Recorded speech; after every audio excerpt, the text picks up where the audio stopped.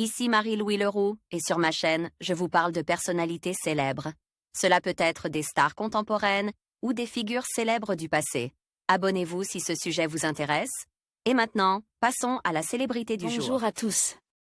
Dans cette vidéo, je vais vous parler d'Adèle, l'une des artistes les plus talentueuses de notre époque.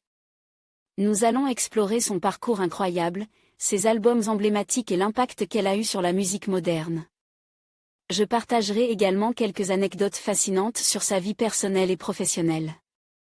Alors, restez avec moi pour découvrir ce qui fait d'Adèle une véritable icône de la musique. Née le 5 mai 1988 à Londres, Adèle Laurie Blue Atkin se passionne dès son plus jeune âge pour la musique. Parallèlement à ses études, la jeune fille se produit régulièrement sur des petites scènes locales. C'est d'ailleurs un camarade de classe qui va lui mettre le pied à l'étrier en postant l'un de ses enregistrements sur MySpace. Le début d'une carrière fulgurante s'annonce. Elle rencontre son manager Jonathan Dickin et connaît ses premiers succès en Grande-Bretagne, remportant même un Critics' Choice Award pour son album 19, à la cérémonie des Brit Awards. En 2011, Adèle est élevée au rang de star internationale avec son album 21 qui devient l'album le plus vendu de l'année. Malheureusement, la chanteuse ne pourra pas profiter de son immense succès car elle doit subir une lourde opération des cordes vocales et interrompt sa tournée. Elle enregistre néanmoins la bande originale de Skyfall, le dernier opus de la saga James Bond. En novembre 2015, Adèle revient sur le devant de la scène avec un nouvel album baptisé 25. En février 2017, elle remporte le Grammy Awards de l'album de l'année pour 25 et celui de la chanson de l'année avec Hello. Elle publie son nouvel opus baptisé 30 le 19 novembre 2021. Le 30 novembre 2021, la chanteuse annonce son nouveau spectacle Weekend with Adele, en résidence au Caesars Palace Hotel à Las Vegas. À partir du 21 janvier 2022. Le 20 janvier 2020, elle annonce l'annulation de sa série de concerts à Las Vegas car plusieurs membres de son équipe sont touchés par le Covid-19.